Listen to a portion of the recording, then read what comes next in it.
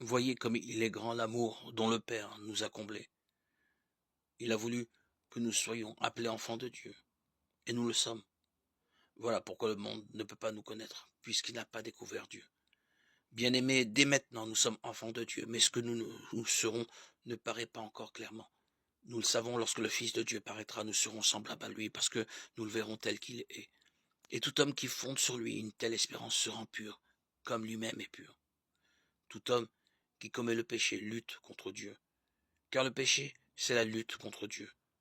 Vous savez que lui, Jésus, est apparu pour enlever les péchés, et qu'il n'y a pas de péché en lui. Quand un homme demeure en lui, il ne pêche pas. Quand il pêche, c'est qu'il ne l'a pas vu et ne le connaît pas. Mes petits enfants, ne vous laissez égarer par personne. Celui qui vit selon la justice est juste, comme lui, Jésus, est juste. Celui qui commet le péché appartient au diable, car depuis le commencement, le diable est pécheur. C'est pour détruire les œuvres du diable que le Fils de Dieu est apparu. L'homme qui est né de Dieu ne commet pas le péché, car ce qui a été semé par Dieu demeure en lui.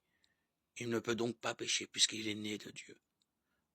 Voici comment on distingue les enfants de Dieu et les enfants du diable. Celui qui ne vit pas selon la justice n'appartient pas à Dieu, et pas davantage celui qui n'aime pas son frère. 1 Jean 3, 1, 10.